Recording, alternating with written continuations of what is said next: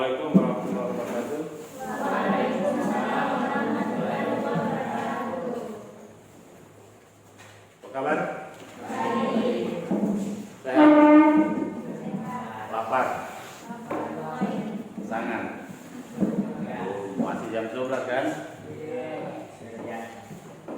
Oke, baik anak-anak sekalian. Sebelum kita mulai pembelajaran, mari kita mulai dengan membaca doa. Bapak minta ada di antara kalian yang bersedia untuk memimpin doa. Ya, gantian. Siapa? Teman-teman, sebelum kita belajar berdoa, kita berdoa Al-Quran mulai.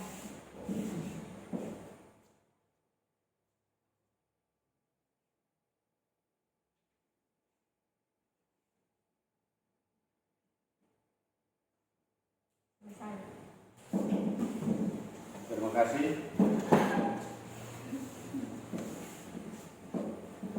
Sudah siap belajar hari ini? Siap? Siap. Atau terpaksa? Siap. Insya Allah sih? Siap. Siap. Ya.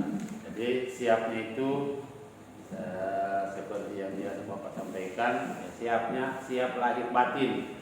Ya. Harus siap mentalnya, badannya juga harus siap. Karena untuk melakukan suatu aktivitas atau kegiatan ya harus didukung oleh kesiapan mental dan kesiapan fisik, termasuk dalam kegiatan pembelajaran yang setiap hari kita laksanakan. Ya, kemudian Bapak lihat kelasnya sudah rapi dan bersih. Selanjutnya Bapak tetap mengingatkan sesuai instruksi pemerintah bahwa harus tetap menjaga protokol kesehatan, pakai maskernya. Nah, ini yang sering dilupakan. Jadi pakai maskernya, jaraknya juga harus tetap dijaga. Boleh berkumpul, tapi berkumpulnya terbatas seperti kita sekarang ini.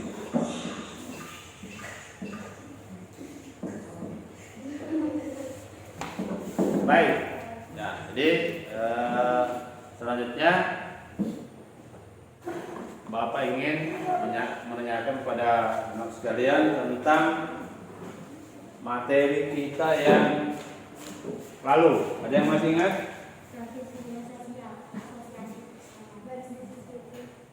Bisa diulangi?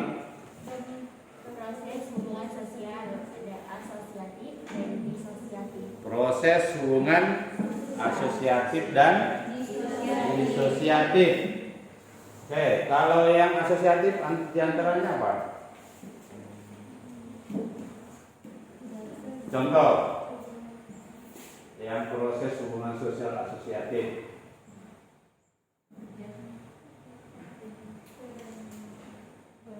Nah, coba.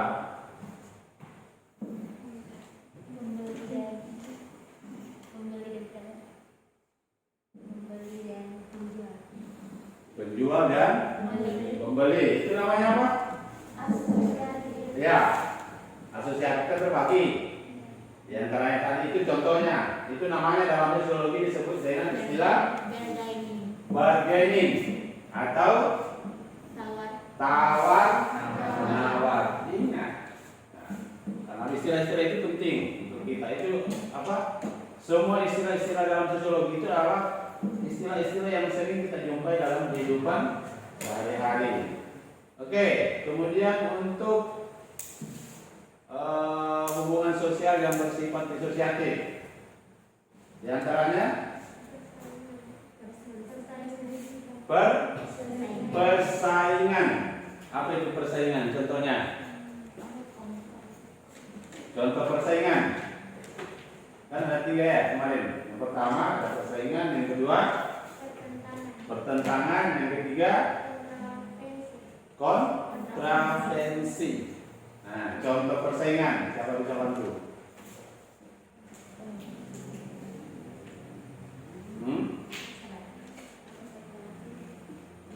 Suaranya dikuatkan sedikit.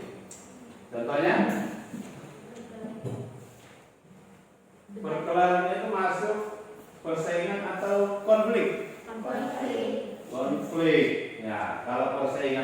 biasanya dalam bentuk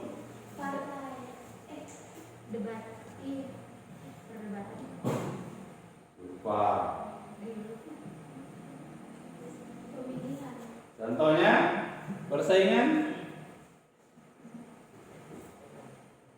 Bapak bantu. Misalnya pertandingan olahraga. Misalnya itu bersaing itu. Ada tim A, ada tim B. Atau apa istilah? Diskusi. Ada persaingan untuk menampilkan yang terbaik dari masing-masing kelompok. Oke, baik. Nah, hari ini pelajaran kita itu adalah tentang dampak hubungan sosial. Jadi keterkaitannya masih sangat dekat antara proses hubungan sosial, baik itu yang asosiatif maupun hubungan sosial yang bersifat disosiatif. Nah, dari hubungan-hubungan itu dari hubungan sosial yang kita jalani itu pada akhirnya itu akan menyebabkan terjadinya dampak. Nah, ini dampak. Jadi dampak ini bisa bersifat positif, bisa juga bersifat negatif. Jadi setiap hubungan yang kita jalani dengan siapa saja itu pasti ada hasilnya. Hasilnya itu dalam bentuk dampak hubungan sosial. Ya, ada yang dampaknya bagus, ada yang dampaknya juga kurang bagus. Yang biasa kita kenal dengan istilah dampak hubungan sosial positif dan dampak hubungan sosial negatif. Oke, baik. Pelajaran ini, jadi tujuannya adalah setelah mengikuti kegiatan pengajaran pada hari ini, yang kita gunakan adalah menggunakan strategi discovery learning dengan model pembelajaran Jigsaw. Nah, pembelajaran ini Bapak harapkan anak-anak sekalian bisa, yang pertama adalah mengklasifikasikan hubungan sosial dan menganalisis dampak hubungan sosial dengan penuh tanggung jawab, religius, rasa ingin tahunya meningkat, kemudian disiplin, jujur, kemudian komunikatif, kemudian dapat bekerja sama, dan pastinya kalian bisa berpikir lebih kritis. Kritis itu orang yang haus ilmu, jadi dia belajar terus. Itu namanya bersikap berpikir kritis.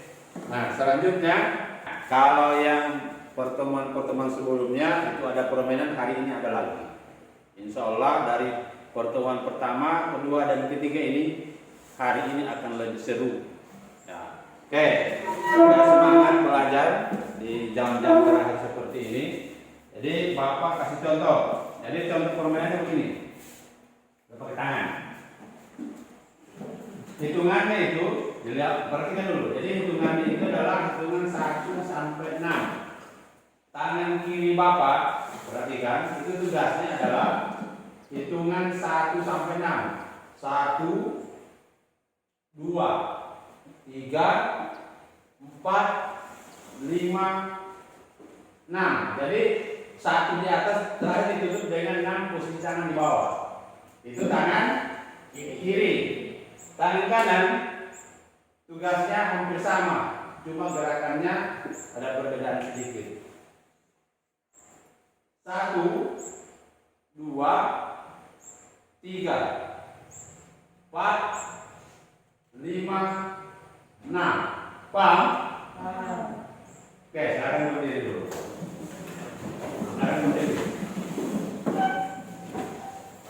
Oke, sekali lagi Bapak kasih contoh. Untuk tangan kiri tugasnya gerakannya 1, 2, 3, 4, 5, 6.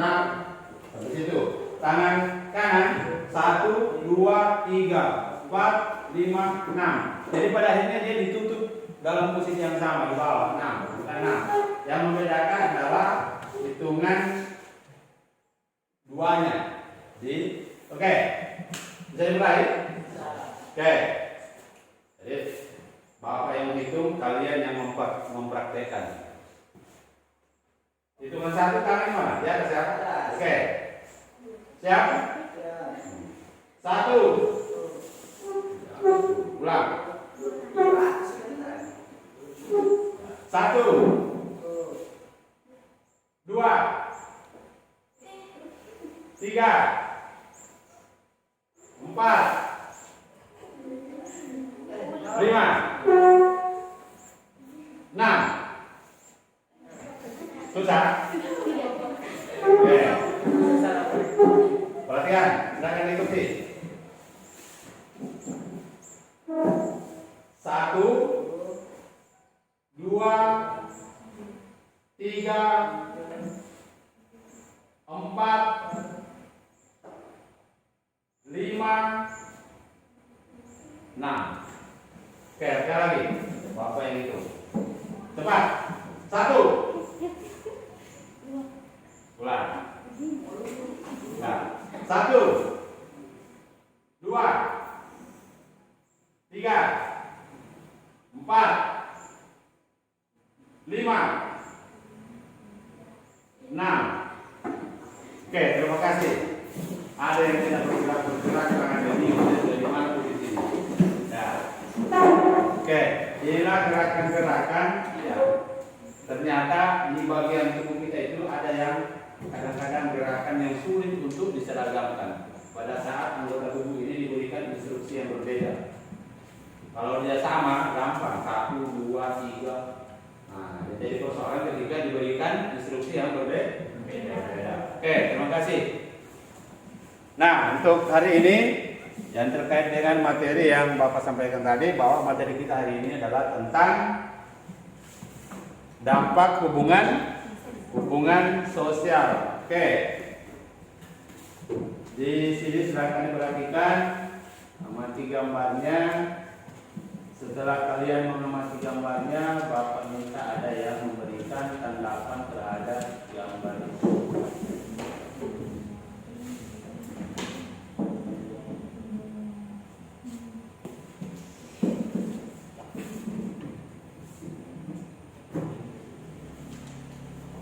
Oke, silakan.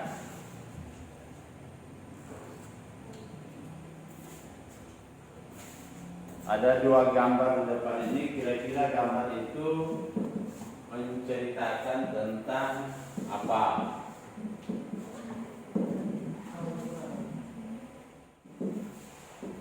Ada yang bisa kasih pandangannya? Oh, saya Pak, gambar yang sebelah kiri itu tentang apa? Kemudian yang sebelah kanan menggambarkan tentang peristiwa apa? Siapa? Jelas gambarnya kan? Kelihatan? Kelihatan. Apanya yang belum jelas?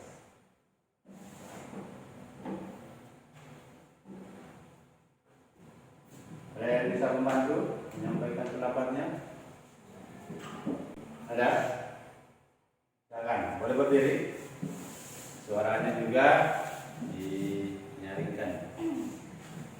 Gambar itu tentang kerjasama. Kedua itu tentang perkelahian. Ya, gambar 1 adalah tentang Kerjasama. ya, gambar yang menunjukkan adanya kerjasama. Terus pada gambar yang kedua menunjukkan adanya gambar perkelahian. Mungkin ini tawuran antar pelajar. Ada yang lain punya pengamatan yang berbeda? Udah? Oke, terima kasih tadi ya untuk pendapatnya. Ada yang lain? Ada? Sama? Oke, silakan. Mungkin yang sana lebih ke positif, yang ini lebih ke berdampak negatif. Gambar yang 1 adalah menunjukkan bentuk dampak hubungan yang positif. Yang gambar kedua menunjukkan dampak hubungan negatif. Oke, jadi terima kasih. Jawaban dari 2 teman kalian tadi itu semuanya benar. Hanya diungkapkan dengan cara yang berbeda, dengan bahasa yang berbeda. Kalau kerjasama itu pada umumnya ya selalu mengarah pada hal yang positif. positif. Ya, ini ada kegiatan menanam pohon, penghijauan itu positif untuk menanggulangi misalnya banjir, untuk mengurangi polusi udara, untuk menyerap karbon dioksida. Sementara pada gambar yang kedua itu adalah hubungan sosial yang bersifat negatif. Kenapa negatif? Ya karena ada perkelahian di sana, ada tawuran di sana. Nah, itulah materi kita hari ini yang menyangkut tentang dampak hubungan sosial. Oke. Nah, berikut kita bentuk kelompok lagi. Ya, kelompoknya akan kita acak terus dari pertemuan pertama, kedua, sekarang pertemuan yang ketiga. Dan insya Allah ini juga adalah materi terakhir kita untuk semester ganjil tahun pelajaran 2021-2022. Oke, nah seperti biasa Bapak bawa kartu ajaib. Kartu ajaib ini menentukan nasib Anda. Nah, oke, Bapak persilakan, silakan ambil angka-angka ini angka-angka keberuntungan ini. Silakan ambil kertas itu, kemudian setelah mengambil silakan merubah posisi tempat duduknya sesuai dengan nomor urut yang kalian ambil. Langsung bentuk kelompok. Ya, posisinya satu di sebelah barat, satu di timur, satu di sebelah utara. Silakan di samping titik itu dikosongkan.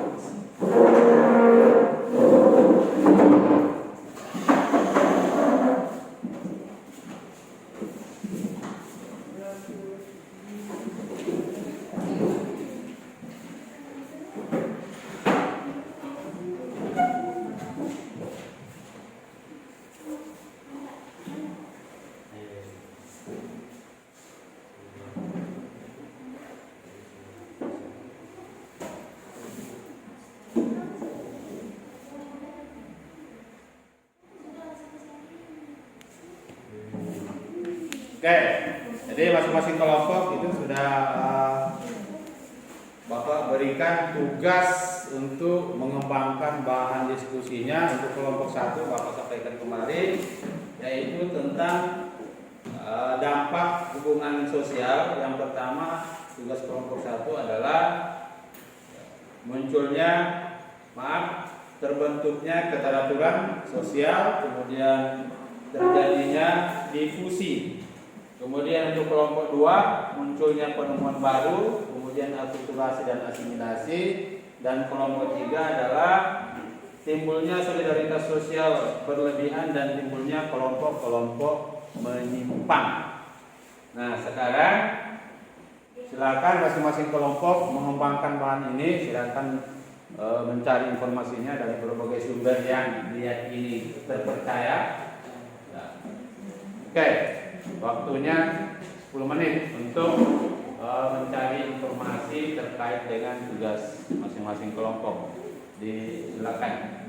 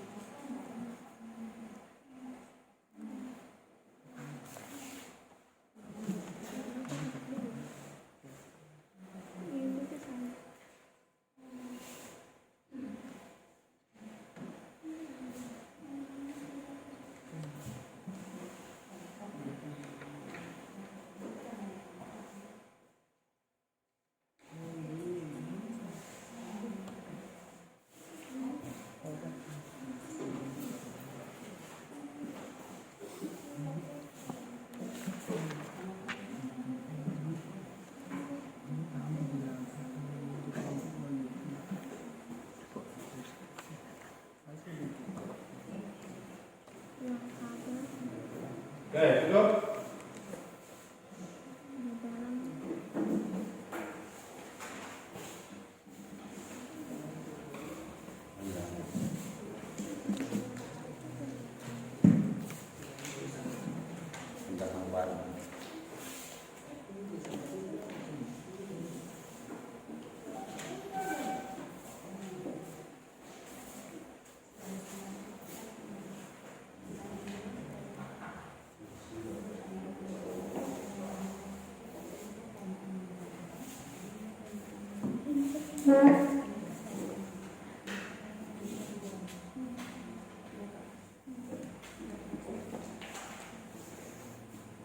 Oke, cukup ya.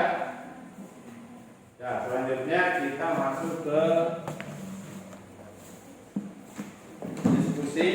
Sebelum diskusi, Bapak ingin tanyakan kembali kalau ada hal-hal yang kurang dipahami dari materinya masing-masing kelompok, silakan ditanyakan. Kalau misalnya kelompok 1 ada yang kurang dipahami, atau kelompok 2, begitu juga dengan kelompok 3. Ada yang belum jelas dari tugasnya masing-masing? Misalnya difusi tidak jelas. Siapa yang dapat tugas difusi? Kelompok 1 ya? Difusi. Jelas? Tidak ada masalah? Semua? Kelompok 1 aman? Aman. 2? 3? Luar biasa. Oke, baiklah kalau gitu kita masuk ke sesi diskusi. Ya. Menulis. Oke. Ya, baik. Sekarang kita ke sesi diskusi. Mudah-mudahan hari ini diskusinya lebih meriah lagi dari pertemuan sebelumnya. Jadi meriah tidak hanya kegiatan diskusi, hidup interaktif tidak hanya itu tergantung kita kesiapannya belajar atau tidak. Semakin rajin membaca, semakin rajin belajar, pasti pengetahuannya semakin luas. Karena pepatah bilang jendela dunia adalah membaca. Jadi kalau mau luas wawasannya, rajinlah membaca. Oke, baik. Sekarang silakan kelompok berapa yang ingin menampilkan hasil diskusi kelompoknya atau rangkuman atau resume yang sudah siap untuk dipresentasikan. Silakan. Kelompok berapa? Kelompok 1. Silakan kelompok 1.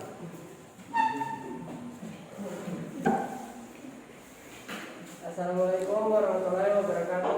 Waalaikumsalam warahmatullahi wabarakatuh. Saya Fatir dari kelompok 2 akan menyampaikan hasil diskusi. Dari kelompok 1 akan menyampaikan hasil diskusi kami tentang terbentuknya keteraturan sosial dan terjadinya divisi yang akan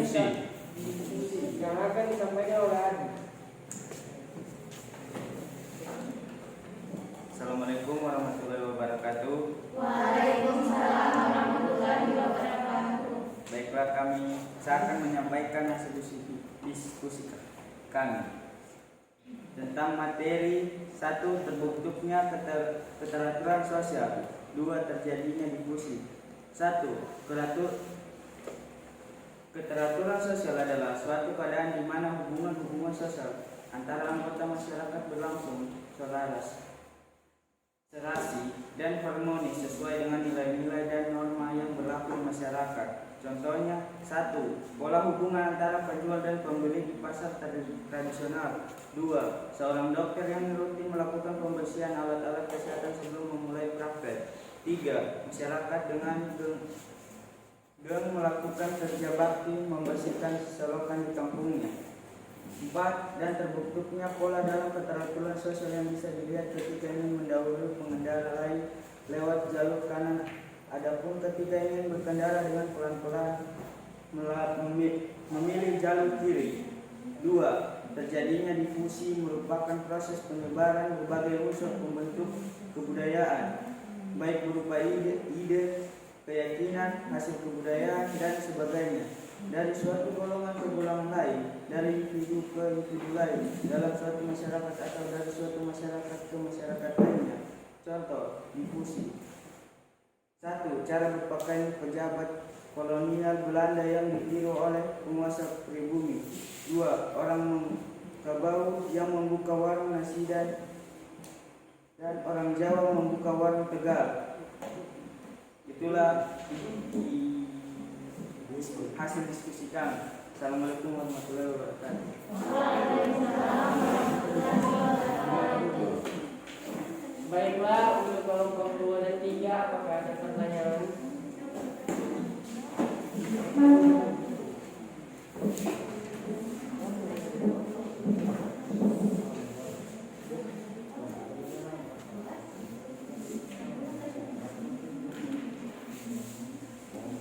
Ya, silakan dari kelompok 2 dan 3. Mungkin ada yang ingin ditanyakan. Oke, silakan. Kelompok 2 ya? Oke, silakan.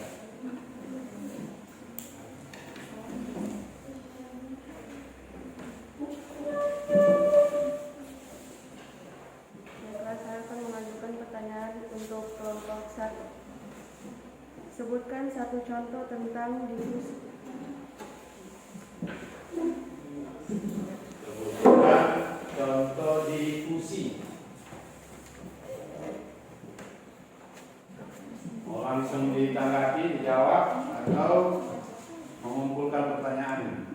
Masih Ada pertanyaan dari kelompok 3. Menjawab atau pertanyaan dulu semua, kemudian dijawab sekaligus. Kumpul. Oke, silakan. Kelompok 3. Baiklah, saya akan memberikan pertanyaan untuk kelompok 1. Apa yang dimaksud dengan difusi dan contohnya? Nah, tadi contoh sudah, jadi tinggal pengertiannya barangkali yang bisa. Kalau dari kelompok 3 tadi, contoh difusi. Dari kelompok 3, apa itu difusi? Ini makin lengkap. Jadi kalau dikasih contohnya, maka lebih jelas lagi kalau ditahu pengertiannya. Oke, silakan kelompok 3. Siapa yang ingin menanggapi?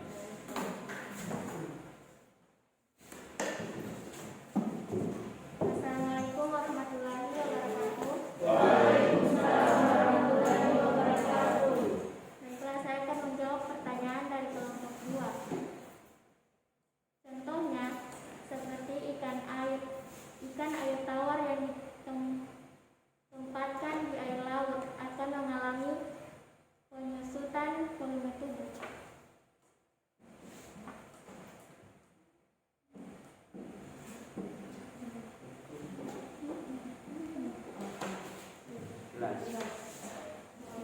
Kelas.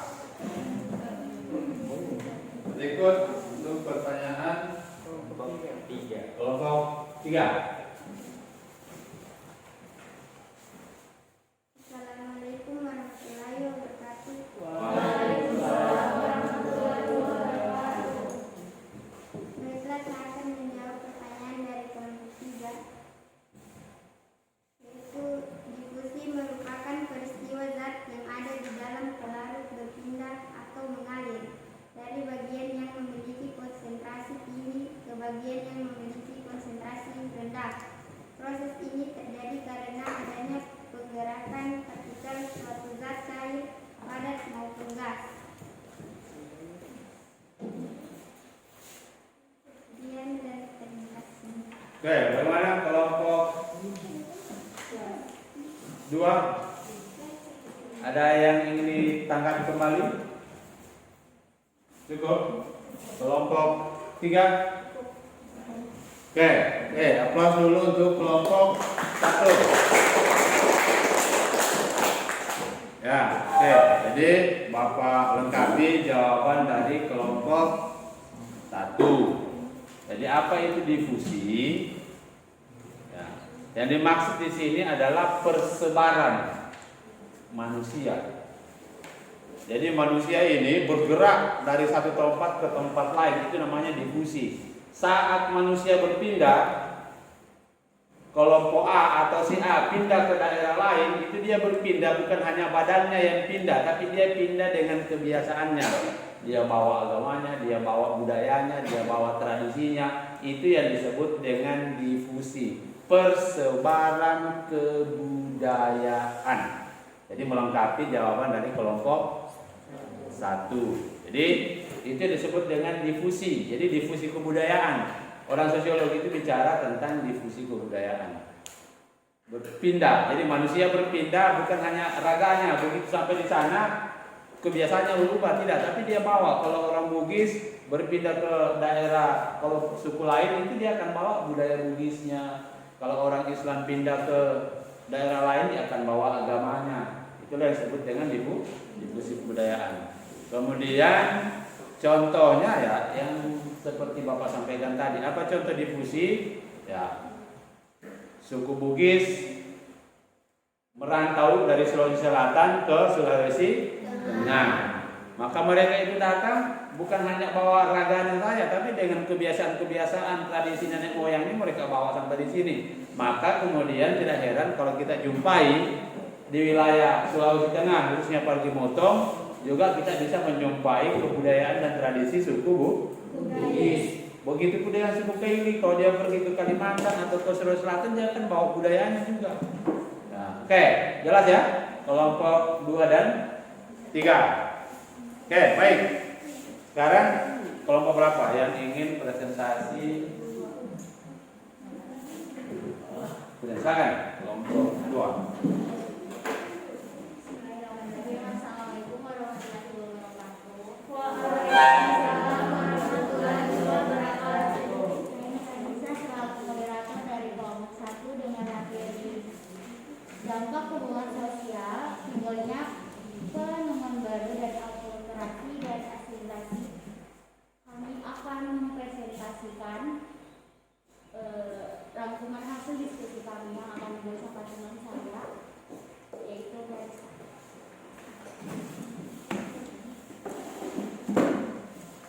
Dampak hubungan sosial, simbolnya penemuan baru. Setiap masyarakat dalam kehidupannya pasti mengalami perubahan-perubahan berdasarkan sifatnya. Perubahan yang terjadi bukan hanya menuju ke arah kemajuan, namun dapat juga menuju ke arah kemunduran. Perubahan sosial yang terjadi memang telah ada pada zaman dahulu.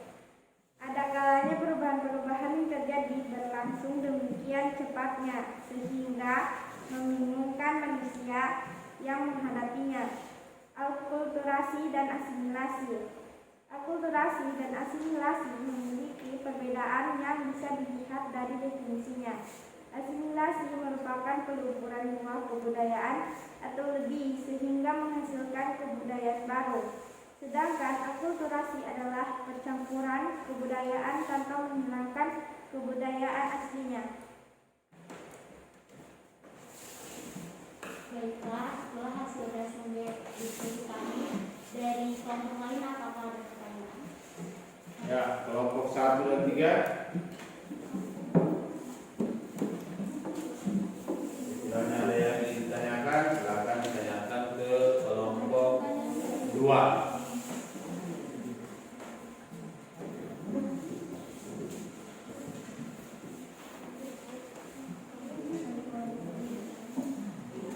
Baiklah, saya akan memberikan pertanyaan untuk kelompok 2. Jelaskan faktor pendorong terjadinya penemuan baru. Faktor pendorong terjadinya penemuan baru. Jelas pertanyaannya? Langsung jawab atau menunggu? Langsung dijawab saja. Kumpul. Oke. Lanjut ke kelompok 1.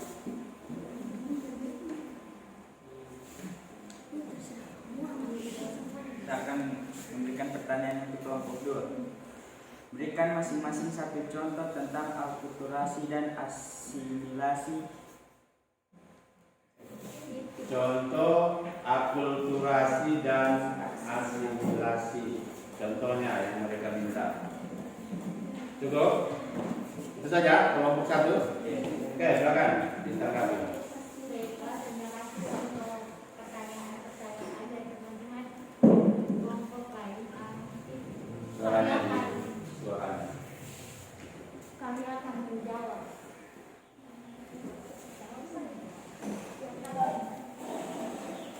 Baiklah, saya akan menjawab pertanyaan dari kelompok 1. Asimilasi. Masyarakat Indonesia yang ikut-ikutan turis asing menggunakan pakaian bikini di pantai. Akulturasi. Wayang yang berceritakan cerita Mahabharata dan Ramayana. Itu pertanyaan dari kelompok 1. Kemudian untuk kelompok 3, siapa yang mau tanggapi? Silakan. Bila saya akan menjawab pertanyaan dari kelompok 3. Jelaskan faktor pendorong terjadinya penemuan baru. Adanya kesadaran dari orang perorangan akan kekurangan dalam kebudayaan. Bagaimana kelompok 3? Jelas? Kelompok 1? Singkat padat. Jelas. Luar biasa kelompok 2. Oke, apa dulu? Oke. Jadi Bapak tambahkan, jadi jawaban dari kelompok 2 cukup benar. Bapak ingin tambahkan lagi. Nah, jadi misalnya apa yang mendorong sehingga di suatu tempat atau di suatu masyarakat terjadi penemuan baru, jadi tidak serta-merta. Jadi satu, daerah itu harus aman. Kalau daerah konflik tidak bisa terjadi penemuan baru. Orang mau sekolah mau belajar bagaimana? Baru buka buku jatuh bom. Tidak bisa. Jadi salah satu yang mendorong adalah kita berada dalam situasi yang aman. Itu satu. Kemudian yang kedua, momentumnya tepat. Jadi situasinya bagus. Momennya pas. Ada biasa, pas sekali saya. Nah, itu namanya momentum. Jadi bertepatan pada waktu yang tepat. Kemudian ada sejumlah orang yang memiliki visi berkembang. Jadi ada orang-orang yang terkumpul, ada wadah atau organisasi yang memiliki pemikiran yang sama untuk melakukan suatu perubahan, ingin menciptakan sesuatu yang baru. Kemudian apalagi yang mendorong? Karena orang menghadapi satu tantangan. Bapak kasih contoh. Kenapa orang tiba-tiba menemukan motor itu bisa digerakkan oleh gas LPG? Pernah tidak dengar? Itu disebabkan dulu karena pernah kelangkaan bahan bakar bensin dan pertalite. Saking langkanya susah orang dapat bensin. Akhirnya ada orang kreatif, ternyata gas itu bisa menjadi pengganti bahan bakar minyak. Digunakanlah gas sebagai alat pengganti bahan bakar. Motornya bergerak, lagi bisa dipakai. Bahan bakarnya adalah gas. Dari mana dia temukan? Itu karena dia menghadapi satu tantangan. Ada hambatannya, dia berpikir bagaimana caranya supaya motornya bisa digunakan. Ternyata bisa, dia berinovasi. Ada penemuan barunya. Ada juga kasus orang kesusahan bahan bakar untuk memasak. Ada orang memanfaatkan septic tank. Septic tank, tempat penampungan di rumah kita. Itu di dalamnya itu adalah kotoran manusia yang sudah terurai, itu mengandung gas. Pernah dengar tidak peristiwa ledakan septic tank? Pernah dengar? Itu septic tank, kenapa dia harus ada ventilasinya, harus ada lubang anginnya? Karena kalau tidak ada lubang anginnya dia meledak, karena dalam itu adalah gas. Ada orang berinisiatif memanfaatkan septic tank, daripada menguap percuma gasnya, dia ubah menjadi bahan bakar untuk memasak di rumah. Ini kan inovatif. Kenapa? Karena terjadi kelangkaan bahan bakar minyak. Waktu itu orang menggunakan minyak tanah. Nah, itu beberapa faktor yang mendorong terjadinya inovasi atau penemuan baru. Kemudian tadi contoh asimilasi dan kulturasi. Oke, kembali ke penemuan baru. Ini contoh di wilayah Parigi Motong itu kita biasa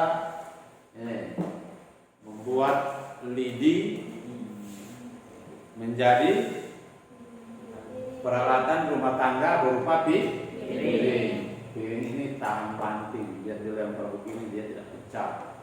Biar direndam berhari-hari juga dia tidak rusak. Dijemur pun demikian. Jadi tahan di segala situasi. Dan ini hampir dimiliki di banyak tempat sekarang. Di Jawa juga mulai dikembangkan. Penemuan piring yang berbahan lidi namanya discovery. Setelah piring berbahan lidi itu digunakan namanya invention. Jadi dia sudah diterima oleh masyarakat, sudah dipakai, ditesta. Itu namanya penerapan penemuan baru, istilahnya disebut dengan invention. Pada saat baru ditemukan namanya discovery. Setelah digunakan masyarakat mengakui dan menerima penemuan itu disebut dengan invention. Nah, kalau asimilasi tadi jelas ya. Contohnya ada orang berpakaian apa di daerah tertentu, Nah, dari mana itu ya? Itu adalah penggabungan dari budaya yang terjadi di kehidupan manusia. Ada budaya barat masuk ke Indonesia, digabung jadi satu. Akhirnya mandi di laut pakai bikini. Oke, jelas ya? Ya, saya kira itu tambahan dari Bapak. Sekarang tinggal satu kelompok. Silakan ke kelompok 3. Ada pemain transfer di sana. Pasti hasilnya lebih bagus. Silakan kelompok 3. Assalamualaikum warahmatullahi wabarakatuh. Waalaikumsalam warahmatullahi wabarakatuh. Nama saya Sinar Sri Mulyani dari kelompok 3. Saya akan menyampaikan hasil diskusi kami yang dibacakan oleh Saskia Al-Mahira. Assalamualaikum warahmatullahi wabarakatuh. Waalaikumsalam warahmatullahi wabarakatuh. Baiklah, saya akan menyampaikan hasil diskusi kami.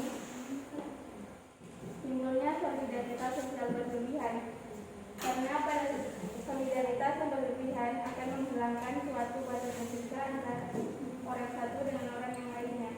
Munculnya solidaritas berlebihan dengan adanya solidaritas yang berlebihan pada suatu kelompoknya yang akan menganggap kelompoknya paling unggul, maka sikap toleransi dan menghargai antar kelompok tidak berkembang. Dampak positifnya mempererat hubungan antara sesama, saling menghormati satu sama lain, peran nilai dan norma terjaga. Dampak negatifnya adalah dampak yang merugikan kepada individu atau kelompok akibat adanya hubungan sosial. Timbulnya kelompok menyimpang. Seorang dapat berperilaku menyimpang karena meniru perilaku yang keliru dari seorang yang dianggap berpengaruh atau dihormati. Contohnya, pemimpin pemerintah atau tokoh agama di dalam masyarakat. Orang-orang tersebut diharapkan berperan dan memberikan teladan atas perbuatan yang baik. Baiklah, itulah hasil diskusi kami. Assalamualaikum warahmatullahi wabarakatuh.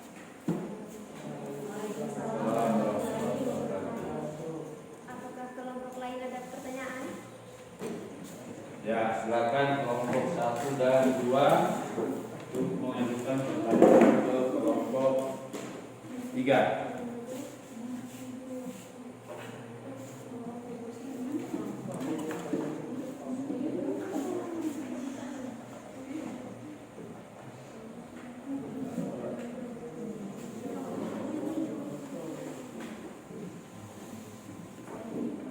Silakan.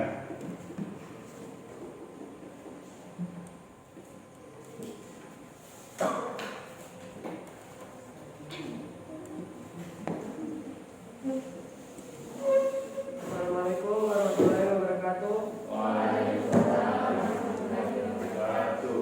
Baiklah, saya akan mengajukan pertanyaan untuk kelompok 3. Apakah contoh dampak negatif solidaritas berlebihan?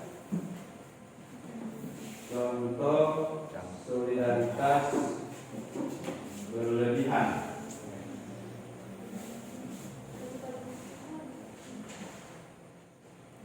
Lagi kelompok 2. Silakan.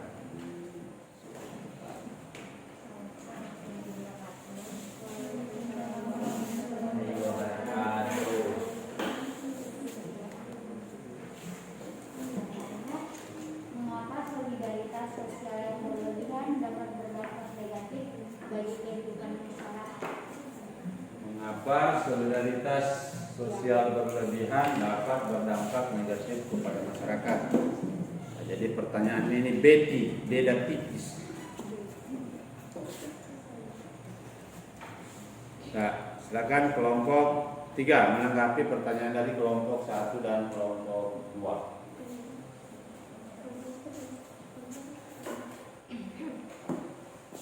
Baiklah, saya akan menjawab pertanyaan dari kelompok 1. Jawabannya, karena pada solidaritas yang berlebihan akan menghilangkan sebuah batas etika antara orang satu dengan lainnya, antara orang satu dengan yang lain yang mengatasnamakan persaudaraan. Mengatasnamakan persaudaraan. Itu pertanyaan dari kelompok 1. Oke, kemudian pertanyaan dari kelompok 2. Baiklah, saya akan menjawab pertanyaan dari kelompok 2. Karena solidaritas bisa menyebabkan iri kepada orang lain. Karena bisa diulangi katanya. Karena solidaritas bisa menyebabkan iri kepada orang lain. Bisa menyebabkan iri Iri kepada orang lain. kepada orang lain. Kemana kelompok 2? Kurang puas ya? Ya. Sepertinya kurang puas. Baik, Pak. Cukup. Oke.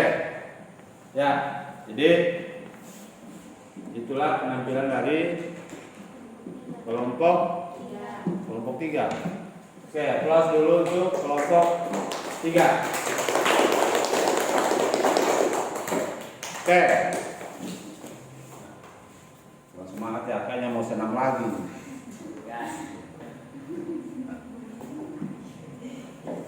Oke, Bapak tambahkan lagi untuk masalah solidaritas sosial berlebihan. Di depan ini contoh untuk menguatkan jawaban dari kelompok 3. Nah, kenapa solidaritas sosial berlebihan itu terjadi? Karena biasanya ada, contohnya di pelajar ini, itu negatifnya solidaritas sosial berlebihan itu adalah dia tidak memikirkan baik buruknya dari apa yang dilakukan, pokoknya sentimennya saja yang dimunculkan. Misalnya, pernah lihat dengar tawuran di sini, pernah dengar anak Tangi sama anak Terawa. Persoalannya kan yang ikut itu tidak tahu semua apa masalahnya, pokoknya ikut-ikutan saja. Kenapa? Temanku dipukul, dia ikut pukul juga. Kenapa? Karena ada temannya, dia tidak berpikir temannya itu benar atau salah, pokoknya bela. Ini yang disebut dengan solidaritas berlebihan. Solidaritas itu penting, dengan catatan solidaritasnya kepada hal yang positif. Harus jelas apa yang dibela. Oh, teman saya ini ada orang lewat, dia pajak, dia minta uang, tiba-tiba dipukul. Akhirnya temannya dia melaku, setelah dia melaku saya dipukul, akhirnya temannya ini, sekelompoknya ini marah. Akhirnya dia bela temannya, padahal dia tidak tanya kenapa dia dipukul. Nah, di kalangan remaja pada umumnya terjadi yang disebut dengan solidaritas sosial yang berlebihan. Tapi Bapak tambah bahwa solidaritas sosial itu penting. Kita mau bekerja itu perlu solidaritas. Tapi ingat, tidak boleh berlebihan. Apapun tidak boleh berlebihan. Oke. Terus apa dampaknya kepada masyarakat? Sangat besar. Anda bayangkan, kalian bayangkan kalau misalnya setiap kelompok ini bermasa bodoh saja dengan masalahnya, asal bela-belaan saja, akhirnya bisa tawuran di banyak tempat. Kenapa ya? Dia bela tanpa melihat latar belakangnya. Kenapa? Apa alasannya dia membela? Tidak jelas. Ini yang terjadi pada solidaritas sosial yang berlebihan. Tidak memperjelas masalahnya apa. Jadi kalau mau membela teman kita, tanya dulu apa masalahnya. Kenapa kamu dipukul? Kenapa kamu seperti ini? Oh, saya kemarin mencuri, tiba-tiba dipukul yang punya kios. Kan kalau tidak diperjelaskan, teman yang segengnya ini dia akan bela mati-matian itu. Nanti di belakang di kemudian hari kamu tidak kasih tahu ternyata masalahnya itu. Itulah resikonya solidaritas berlebihan. Jadi kalau mau bela teman silakan, tapi perjelas. Dia dibela dalam hal seperti apa. Nah, oke, jadi kira tambahan untuk penguatan jawaban kelompok 3. Nah, jadi kegiatan diskusi kita luar biasa hari ini. Mudah-mudahan ke depan kegiatan pembelajaran kita makin hidup, tidak mengantuk, dan senamnya makin lancar. Oke. Sebagai kegiatan akhir dalam diskusi ini, Bapak minta lagi Anda yang membantu kita untuk menyampaikan kesimpulan. Siapa? Seperti pertemuan-pertemuan sebelumnya. Siapa? Berpindah ke kelompok lain lagi. Jangan kelompok ini terus ya. Memberikan kesimpulan. Silakan. kelompok 3 bisa kasih kesimpulan. Silakan. Silakan.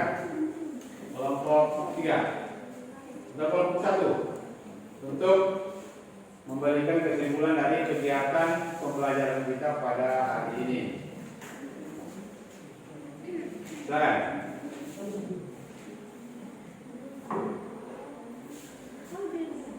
Ya, silakan.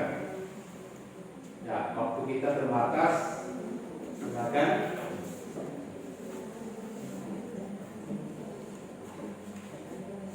Silakan. Silakan.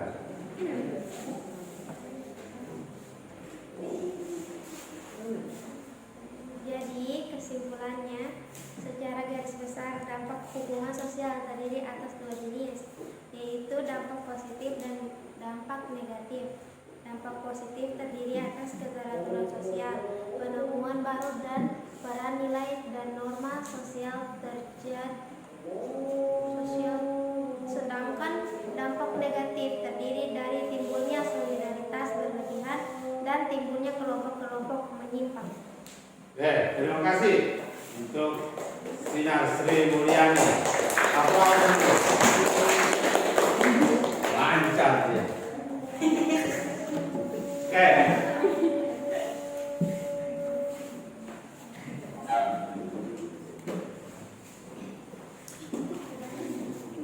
Ya, Bapak ingin melihat apakah materi kita hari ini betul-betul sudah bisa dipahami dengan baik. Bapak minta supaya apakah materi ini sudah dipahami betul. Untuk dampak negatifnya, siapa yang bisa bantu? 1, dampak negatif hubungan sosial apa? Dampak negatif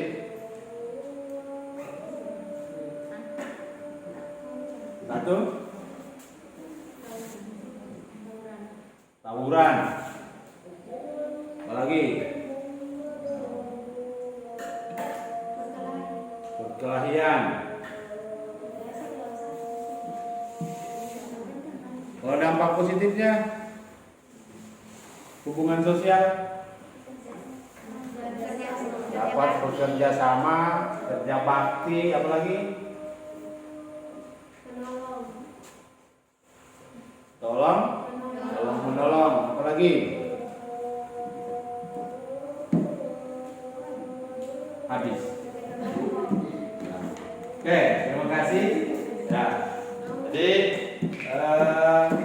semoga kegiatan kita pada hari ini itu bisa bermanfaat ke depan. Jadi kegiatan diskusinya sudah makin meningkat meskipun masih ada yang perlu dikembangkan. Ya, satu, mungkin pada saat berbicara mungkin tidak perlu lagi ditulis tapi berbicara secara langsung. Itu yang kita harapkan pada kegiatan-kegiatan selanjutnya. Jadi pada saat diskusi itu kita latihan untuk berbicara tanpa membaca. Jadi kalau mau menjawab tidak usah ditulis, langsung tanggapi secara lisan. Ya. Kemudian kehadirannya Bapak harapkan supaya lebih ditingkatkan lagi. Nah, setelah kegiatan ini selesai, kita kembali ke rumah. Nah, ingat tetap selalu patuhi protokol kesehatannya. Sekarang orang lagi dianjurkan untuk vaksinasi. Makanya jaga jarak, jaga hubungan dengan kerabat, tetangga, dengan teman di sekolah. Jadi penting untuk membangun atau menjalin silaturahmi dengan siapa saja, terutama pada hal-hal yang positif. Nah, karena materi ini adalah materi kita yang terakhir untuk semester ganjil tahun ini, insya Allah pada pertemuan berikutnya kita akan mengadakan ulangan harian untuk KD 3.2. Jadi kita akan ulangan harian untuk KD 3.2. Jadi Bapak harap belajar bahan-bahannya, materinya dilengkapi, modul-modul yang sudah Bapak berikan supaya kalau kemarin kita kirim secara daring, kalau bisa dicetak supaya mudah dibaca. Nah, kira itu untuk informasi kegiatan kita pada pertemuan berikutnya. Nah, sekarang supaya kegiatan pembelajaran kita hari ini mendapatkan berkah, mendapatkan nilai yang baik untuk kita ke depan, maka alangkah lebih baiknya kalau kegiatan ini kita tutup dengan doa. Nah, oke, karena itu saya minta pada salah satu di antara anak untuk bersedia memimpin doa menutup kegiatan pembelajaran hari ini. Silakan. Sebelum pulang mari kita berdoa dimulai.